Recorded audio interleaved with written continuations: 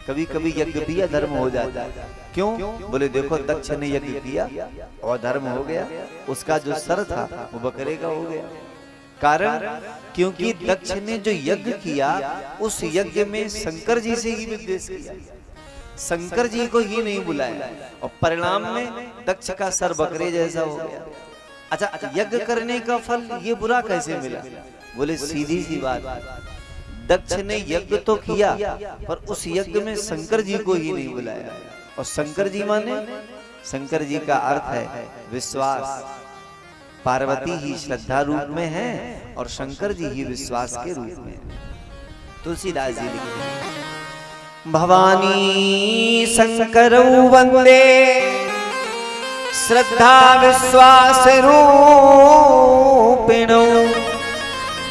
याभ्याम विना न पश्यन्ति सिद्धा स्वान्तिस्थमीश्वरम्।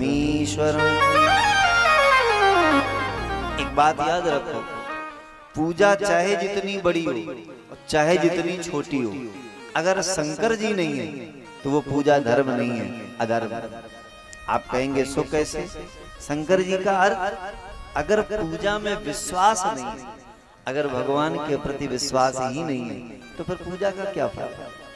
हम चाहे छोटी से छोटी पूजा करें, चाहे बड़ी से बड़ी पूजा करें, अगर भगवान पे विश्वास नहीं है तो फिर पूजा का अच्छा फल नहीं है, वो पूजा बेकार है। जिस पूजा में विश्वास है, भाई भगवान भक्ति से प्रसन्न होते हैं और भक्ति बिना विश्वास के होती नहीं। तुलसीदास जी लिखते हैं, बिन विश्वास भगति नहीं और तेहि बिन द्रवई न राम। हम लोग दुनिया में सब चीज का विश्वास कर लेते पर भगवान ही का विश्वास नहीं करते।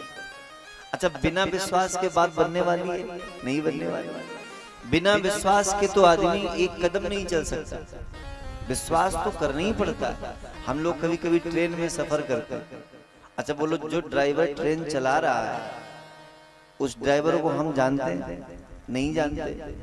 वो चाहे तो कितने लोगों की जिंदगी एक सेकेंड में खतरे में पड़ सकती है, लेकिन हम लोगों को पूरा विश्वास होता है कि ऐसा नहीं करेगा, तभी तो बैठते हैं। हम लोग जिस बस में सफर करते हैं, ड्राइवर के हाथ में ही तो हमारी जिंदगी है, पता लगे कि वो कहाँ ठोक दे, लेकिन हम लोग बिना विश्वास किए थोड़ी उस पर बैठते हैं। हमें विश्वास है कि वो ऐसा थोड़ी करेगा। हम लोग जीवन के हर क्षण में हर लोगों पर भरोसा करते हैं, सब पर विश्वास, क्योंकि बिना विश्वास के जिंदगी चलेगी, चल ही नहीं सकती। लेकिन एक पर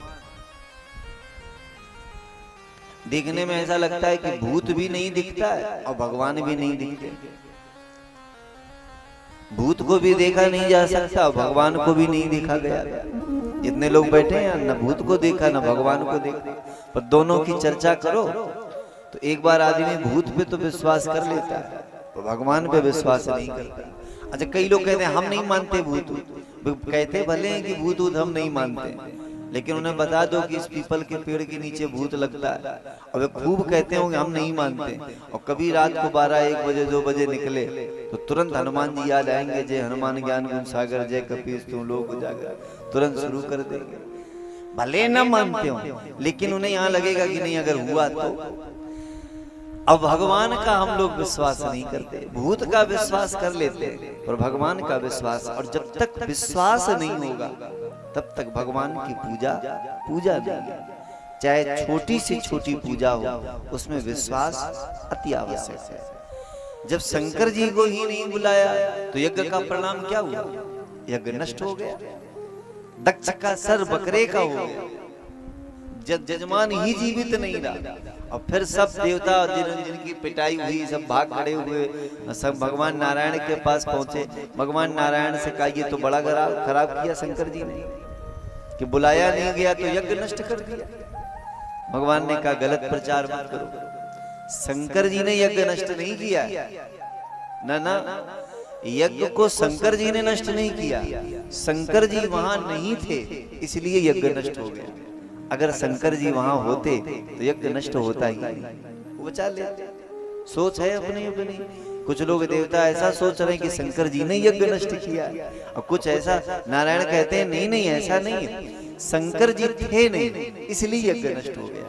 तो बिना विश्वास के भक्ति नहीं होती और बिना भक्ति के भगवान प्रसन्न नहीं होते हैं। इसलिए विश्वास आवश्यक है, विश्वास अति आवश्यक है।